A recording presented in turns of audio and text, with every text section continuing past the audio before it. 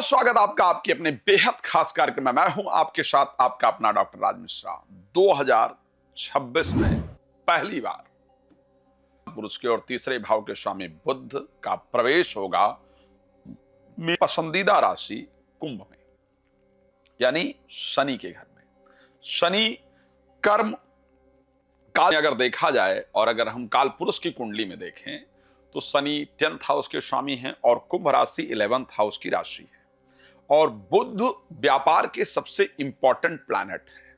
तो क्या जब बुध कुंभ राशि के अंतर्गत प्रवेश करेंगे तो आपके और आपके परिवार के जीवन में कुछ अच्छा होगा? और साल में एक ही बार होगा, 2026 में दोबारा इस प्रकार का संयोग नहीं बनेगा। यह संयोग सिर्फ एक ही बार बनेगा और उसके साथ वहां पर ऑलरेडी राहु जाकर के बैठे हुए हैं। उसके साथ भी बाकी शुक्र भी जाकर के प्रवेश कर जाएंगे थोड़े दिन के बाद। उसके साथ फिर बुध जाकर के आगे उदय होंगे और इस प्रकार का जो परिवर्तन है, सूर्य भी 12 तारीख को वहां पहुंच जाएंगे, इवन 23 तारीख को मंगल भी वहां पहुंच जाएंगे।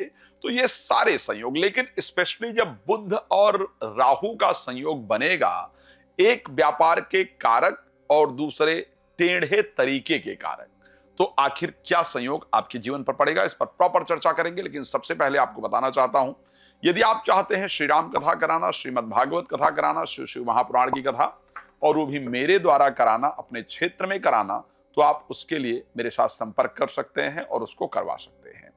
आप अगर चाहते हैं फ्री में मुझसे बात करना तो रात को 9 बजे और दोपहर को 12 बजे मैं लाइव आता हूं, आप फ्री में मुझसे बात कर सकते हैं।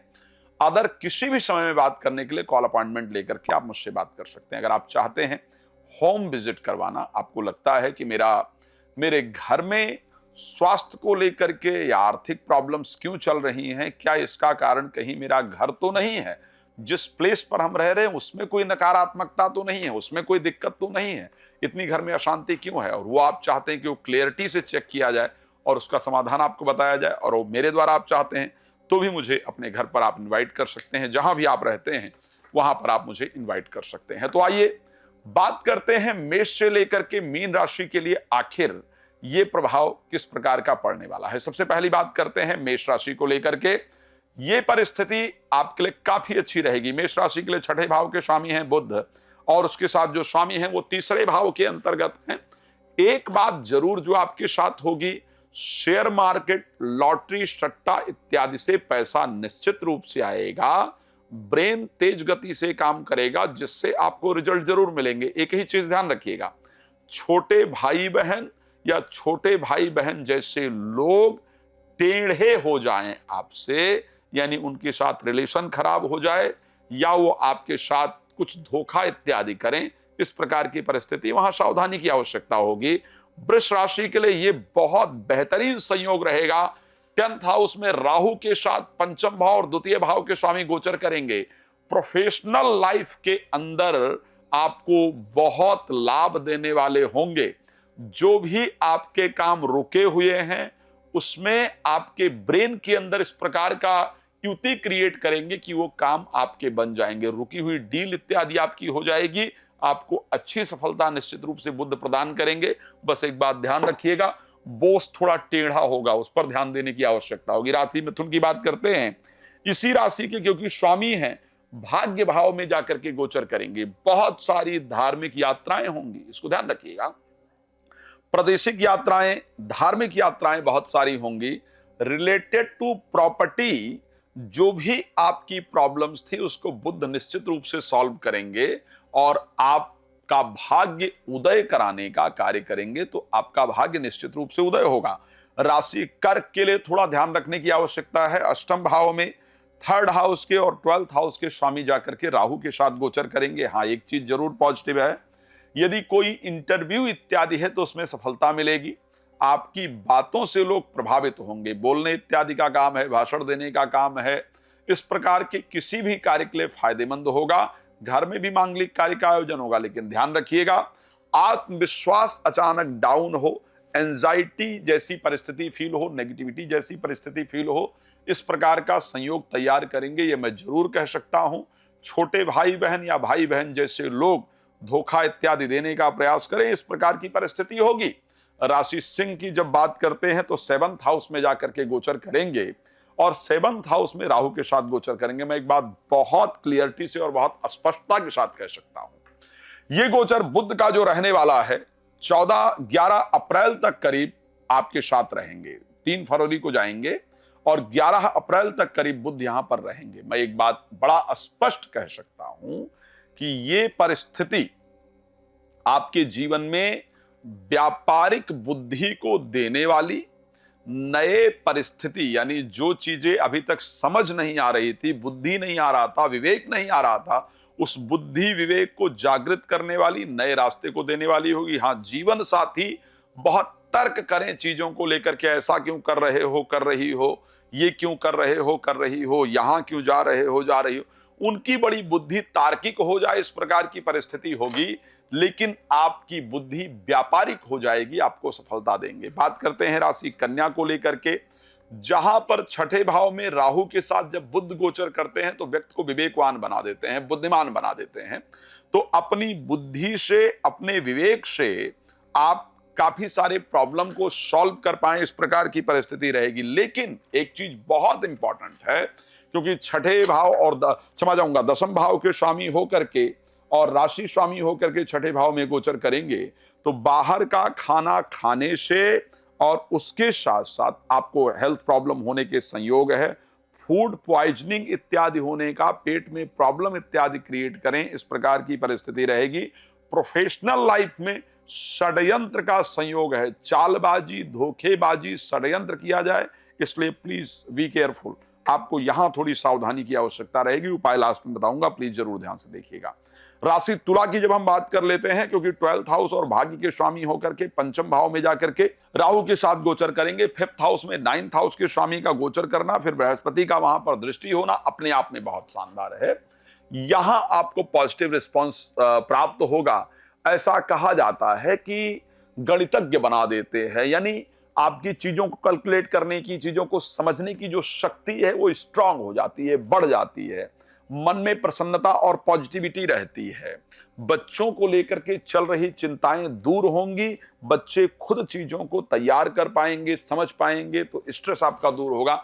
एजुकेशन इत्यादि में आपका मन लगेगा। लेकिन एक बात बता देता हूं, जिनके प्रेमी प्रेमिका है ना, या जो फ्रेंड सर्कल है, उसके बिहेवियर थोड़े टेढ़े, थोड़े ज्यादा क्वेश्चन करने वाले, थोड़े शंका वाले, थोड़ा इरिटेट करने वाले होंगे, तो प्लीज वहां केयरफुल रहिएगा। अदरवाइज ये संयोग आपके लिए बहुत सुंदर संयोग है, काम का होगा।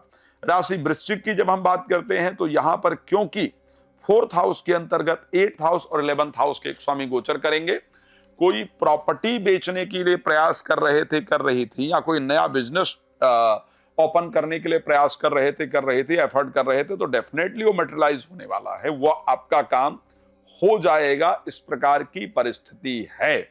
लेकिन कोई नया व्यापार शुरू करने से पहले हनुमान जी का आशीर्वाद लेना आपको नहीं भूलना है। प्रॉपर्टी इत्यादि को लेकर के ये संयोग काफी शानदार रहने वाला है, आपको बेहतरीन रिजल्ट मिले, इस प्रकार का संयोग आपकी राशि के अंतर्गत दिख रहा है। भगवान कृपा करें आपका जीवन बेहतर रहे, ये मेरी शुभकामना आपके लिए है। मैं बात करूं राशि धनु को लेकर के, जहां पर 3rd हाउस में 10th हाउस के स्वामी गोचर करेंगे और 7th हाउस के स्वामी गोचर करेंगे। एक बात मैं पक्का कह सकता हूं, आपको अपने काम से संबंधित बहुत सारी यात्राएं बुध जरूर कराएंगे। आपको काफी सारी यात्राएं अपने काम से संबंधित जरूर करनी पड़ेंगी, इस चीज को ध्यान रखिएगा, उसके लिए आप तैयार हो जाइए। जीवन साथी कहीं दूर जाएं, ये भी पक्का है, आप नोट कर लीजिएगा।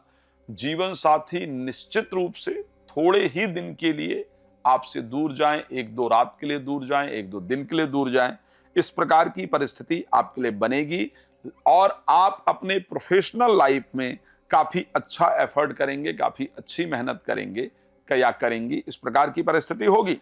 राशि मकर की जब हम बात करते हैं तो क्योंकि 9th हाउस के स्वामी हैं और उसके बाद 3rd हाउस के 6th हाउस के स्वामी हैं, 2nd हाउस में गोचर करेंगे। इसमें कोई दो राय नहीं है कि आपके शब्द में मिठास आएगी, आपके शब्दों में मिठास आएगी, आपकी स्पीकिंग स्किल्स जो है वो डेवलप होगी, जो बोलने का तरीका है आपका वो बेहतर होगा और रुका हुआ पैसा आपको वापस प्राप्त होगा। और कहीं पर इन्वेस्टमेंट कराएंगे आपसे, बुध पक्का होगा, इसको ध्यान रखिएगा। इन्वेस्टमेंट कराएंगे और उसका लाभ आपको जरूर प्राप्त होगा। लेकिन एक और चीज मैं पक्का कह सकता हूं, आप आंखों में दाहिने वाले थोड़े इन्फेक्शन होने से परेशान रहेंगे। वो छोटे समय के लिए होगा, थोड़ा बहुत मेडिसिन लेने से बिल्कुल ठीक हो जाएगा।